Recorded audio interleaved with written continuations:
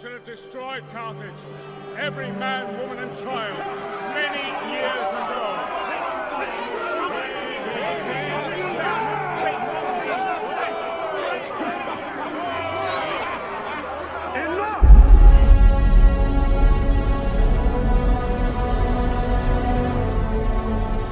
Hello everybody, welcome back once again to Let's Play Total War Rome 2, the Julia campaign.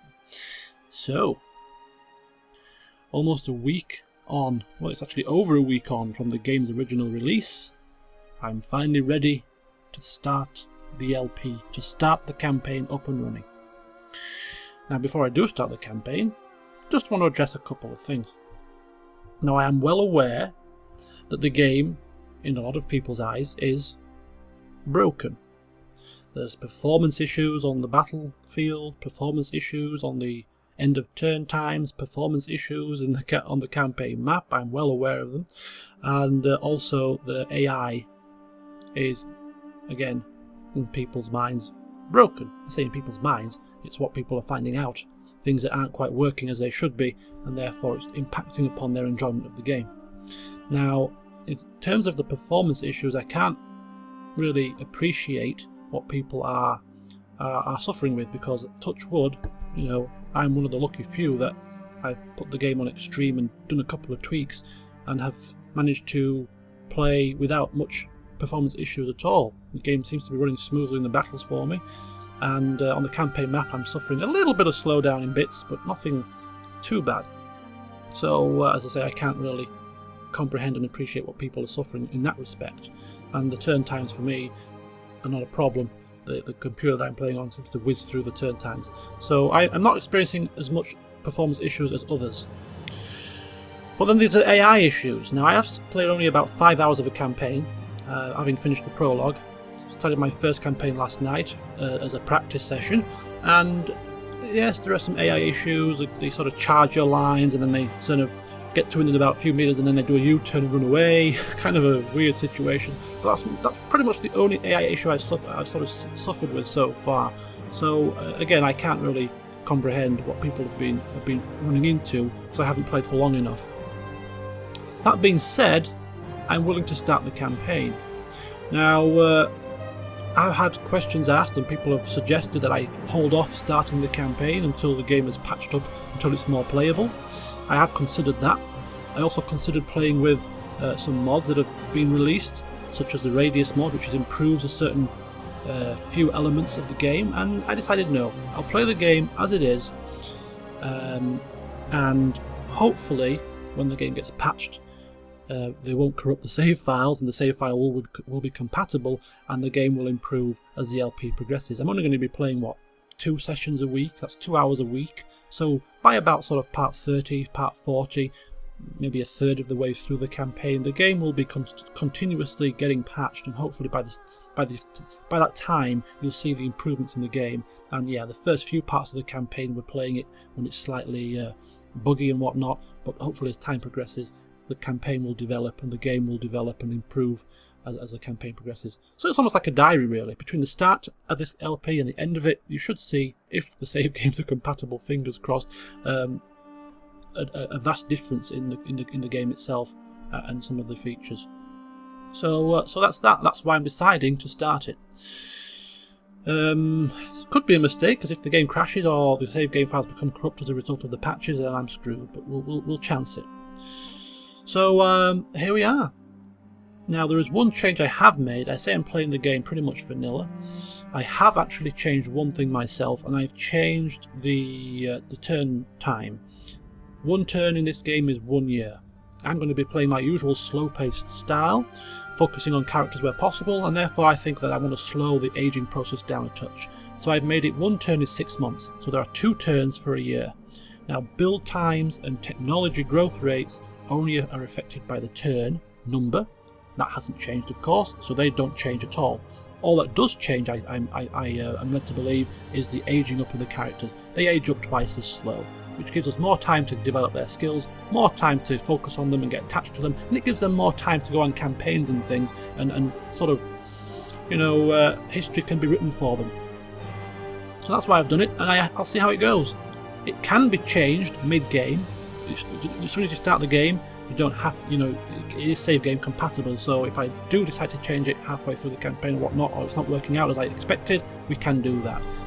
If you want to change the turn length in your own campaigns, there is a link in the description to the mod that does this, and you can hopefully enjoy as well. So here we go, enough talking. The time has come for the LP to start. So without further ado, I'm going to start up a new campaign. Now I did start the campaign off in the last session, but I'm going to start it again, just so that everything, all the patches that have been released since then, and the current turn time can all take effect.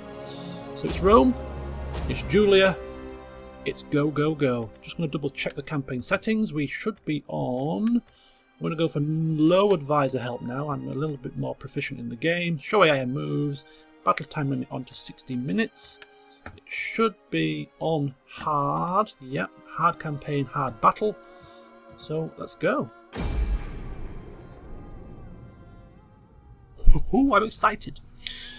So yeah, as I said, the game, be as it may, people are saying it's got issues here and there, and I don't disbelieve what they're saying. Obviously, a lot, thousands of people aren't wrong, but hopefully it won't detract away from this campaign itself. You are at war with the Etruscan League.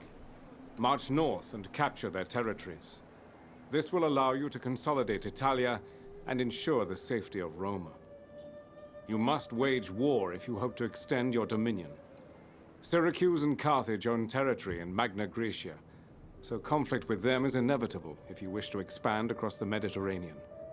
Otherwise, they may prove useful allies against Etruria or the Gaulish tribes to the north. Come what may, Rome will triumph. Rome will conquer. Okay, so we have our first objective issued. Or, I can't pronounce it. Basically, they want us to completely control 2 provinces, either by direct ownership or through client states and military allies. So that is sort of, I think this is a way to sort of steer you into a direction, give you a bit of structure to your campaign. So that is our first overall objective. If we go to the objectives screen, we can see there are also some sub-objectives as part of this chapter, effectively. The first one is to entirely hold either Magna Graecia or Italy, or Italia. That's the first one.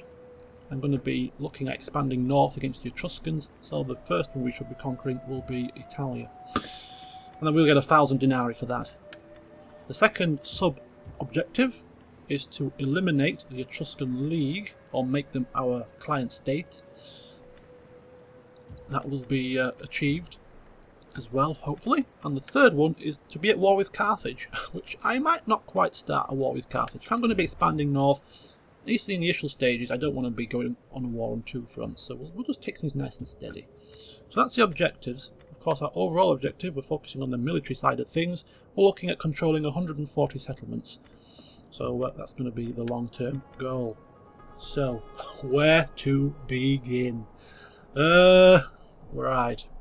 Now, I haven't actually played the game whilst recording with Fraps before, so I don't know if I might need to turn down the graphic settings if we get some performance issues whilst recording. So we'll sort of keep an eye on that situation. But the first thing I want to do is I want to see who we've got on our screen. So we've got an army here. And we have, I believe, an army down here. We have ourselves a spy and a navy. So that's the units that we have to start with. So let's say hello to the crew, shall we? We have Commander. This guy, Julius Libo. He's commanding the 2nd Legion, which we're going to rename very shortly. And this guy down here, who I believe is battle. Cornelius Scipio, he's commanding effectively the 1st Legion down here.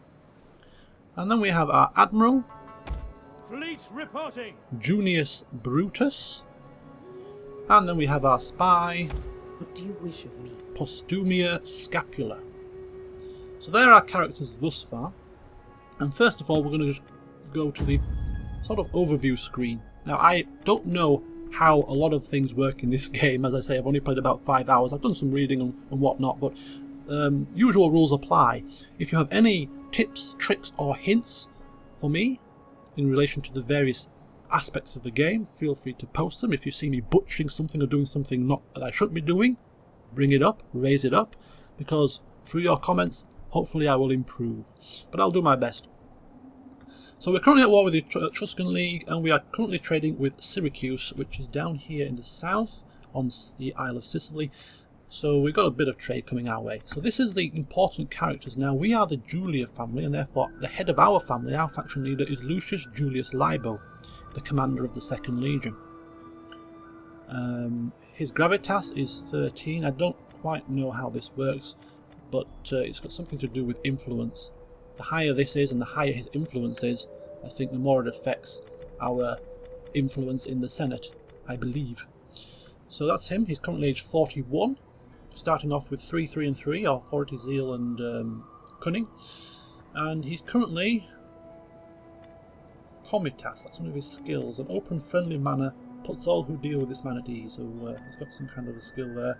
Don't know what it does, we'll get to that later. So that's our faction leader. Now we have the House of Cornelia, another prominent Roman family, and Scipio, the guy down in the south commanding the 1st Legion. He is the head of their house. He's currently got a lower gravitas, pretty similar or very identical amount of influence, and his ambition is also 2. And that's his skill set. Decimus Junius Brutus is the admiral. He's the head of the House of Junia. He's got slightly higher gravitas than us two, but a lower ambition. So that's worth keeping an eye on. And of course we've got other houses, minor houses, a collection of them making up the rest of the Senate. I think this guy might be the most prominent of those houses. He's got a gravitas of 9, ambition of 3, and he is a statesman. So that is the important characters. Now I don't know exactly how this works. This is one of the features I haven't had a massive play with, so we'll sort of see how things go as time develops. I'm sure you'll give me some advice on how to work the screen and things, but what we want to do is just keep an eye on these other houses and make sure that they don't get too ambitious, too influential, because they might start a civil war, I believe. So we need to keep them in their place and ensure that our family have the majority of the influence. I think that's effectively how it works. So we have a summary screen of our faction in general, our Imperium, which influences how much armies we can field, how many fleets we can field, and how many agents we can field. Obviously we get a view of the diplomacy at a glance, and some of our traits that are affecting us, together with our treasury, capital, number of provinces owned, etc, etc. Some records, which is basically a log of what's happening in the world, and then some overall stats. So that's the overall faction screen, which we'll keep checking back at on regular intervals. We don't need to worry about the trade screen right now. Technology. This is another thing I haven't had a massive look into, but I do know that I want to start supply reforms first, and then I want to start getting manipular organisation as soon as possible, so I can recruit my Principes and my Triarii. So I'm going to go for the supply reforms first. And then we have the diplomacy, which we'll get to in a moment. So, Commander. if we go to this screen, which is the Army and General Detail screen, we have the 2nd Legion, which we are going to rename. Now, there is a topic on my forums where people are suggesting army names, and these are 2 that I particularly liked. The first one is, I'm going to call this one Legio Sanguine, the Legion of Blood, and that was that was suggested by Ace of Trachis. So thank you. I particularly like this name. Hopefully this legion will be spilling the blood of our enemy on a regular basis. We're going to change the emblem to the old eagle. I love the eagle. The eagle standard. And we get a bit of a history about the army itself. How many years it's been in service. Currently been in service for 5 years. It's got one commander. It's had one commander in its history. That is our leader, Lucius Libo Julius. And no victories, no defeats, no battles just yet. But that's soon going to change. You click on this and we get to the general details, his traits, his skills. His Comitas gives him +1 public order from characters and +5% morale for all units under his control. That's pretty handy. So a bit of a morale boost for our troops in the field of battle. So that's him. Moving down, we have old Cornelius Scipio. commander of the 1st Legion, which we are going to rename. We're going to rename this legion to the Dagger of Rome. Hopefully it fits. Now this was suggested by Johnny1631. Again, another one which I particularly liked. This army was founded by Mr. Scipio, and it's only been in service for 2 years. It's only had the one commander, and again no battles. And this, we're not going to have him have an Eagle standard. We're going to leave that to him, but we'll give him something else. We'll give him that one. That's a bit of a reef. That's nice. So there we go. So that is the characters themselves. Oh no, there's a couple more. There is the. How may I serve you? Sorry. This campaign map is pretty big. I'm just going to take a look at his the general. He has Clementia, plus 10% morale for the commander's unit, and plus 10% to number of battle captives. Okay. Interesting. Postuma Scapula, a spy, a female spy. She's best at cunning thus far. We take a look at her traits. She is a criminal. She gives her cheaper actions, cheaper cost to perform actions. Coercion plus 5% chance, and plus 10% to committing arson. So they're her specialties. She's aged 26, and currently she's going to go north and scout out our next destination. Because we're going to try and conquer the Lathri. On the road again. Take it from the clutches of the Etruscan League. In Rome's service, I never. So what we're going to do, we're going to have her gather intelligence, observing the enemy, which will increase her sort of skill and increase her rank, and she just sits there and keeps an eye on what's going on in the area.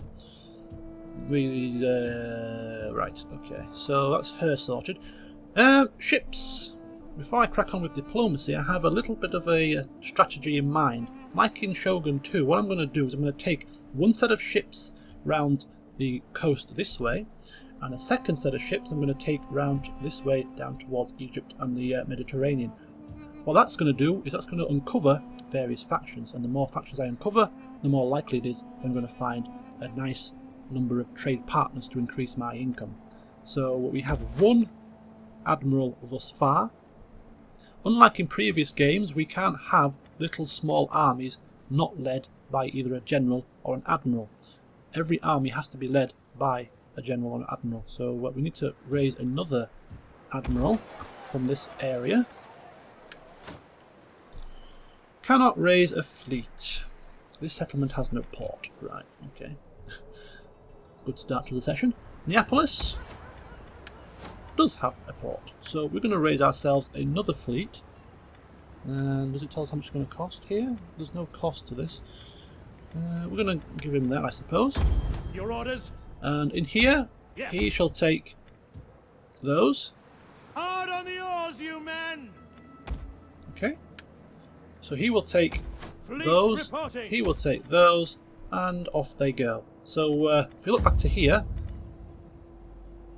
the admiral that I've just raised, just willy-nilly, is another junior member. And yeah, he's got the most gravitas. He's the biggest threat to us thus far. It's very early doors. So what we're going to do is we're going to send him sailing well away, out of our hair, not giving him the opportunity to gain gravitas through victory in battle. He's just going to wander off, uncovering things, effectively scouting. He's a very high-profile scout. So if we change their stance to double time, Row, damn you, row! they can move further per turn, and they're just going to be sent on a scouting Hard mission. on the oars, you men! So off he goes. The waves still Good beckon. old Junius. And this guy here, Yes. same again, double Beat time, the drums. and they're going to go sailing off, looking That is for impossible. other factions down here in the Drop anchor. Mediterranean area, down towards Egypt. So that will uncover those, and we can engage in diplomacy. So that's the ships sorted for now. It's going to leave us a little bit sort of under-defended in terms of our navies, because we're now sending them away, but well, for now we'll take that risk. Commander. So, Legio Sanguine, led by our leader Julius Libo. we need to march on to Valathri. But before we do, just a little bit of recruitment to bolster this army here. So I'm going to start off by recruiting 3 sets of Hastati. Should take us just 1 turn. Once we have those Hastati ready, we're going to march the army north and hopefully conquer Valathri pretty swiftly. So that's his recruitment sorted. In terms of our friend Scipio down here, the Dagger of Rome army, for battle. we're not going to start expanding in 2 directions just yet. What we're going to have him do is we're going to have him quick march, and he's going to head to Brundisium, which is the province capital of Magna Graecia. So he's going to sit in there and just keep an eye on the situation. All this a garrison. Make Commander. sure that nothing untoward goes on down here, just in case any ideas or any sort of factions down here get any ideas or want to invade from the south. He can be responsible for overseeing things. So that's the army sorted. All that is left for us to do is look at the building work. So my goal in the early part of this campaign is to increase the food surplus. Food surplus gives us extra growth, gives us faster replenishment rates for our armies, and also links into population happiness. I think 20 is the limit, so as soon as you get to 20 surplus, that is the maximum bonus you can get. So we're going to push on to try and increase our food surplus whilst it's an early stage and whilst we're relatively safe and secure from multiple wars. And then once we have the food surplus above 20, then we can start focusing on other things. So that's what I'm going to focus on in terms of my building sort of strategy. So things such as fishing ports, farms, they increase food surplus, they will be focused on. So fishing port there, potentially. Let's have a look what's down in this province. We already have a fishing port there. We could expand and start putting other buildings in, but we'll hold off for now. And I think we'll go with the fishing port up here. That's fine. So as we look in the faction, in the settlement details screen, we can see that the public order in this province is 0, but it is increasing by +1 per turn, so it's nice and stable. We don't have to worry too much about that. Slave population is 8.6%. Down here we have public order at 0, but they're losing public order slightly. But that will change. It's not a major issue right now. So this could be the problem, the fact that we're not completely Latin. There's a little bit of the Hellenic culture that we could do with converting. So a temple down here would be pretty handy in the next turn.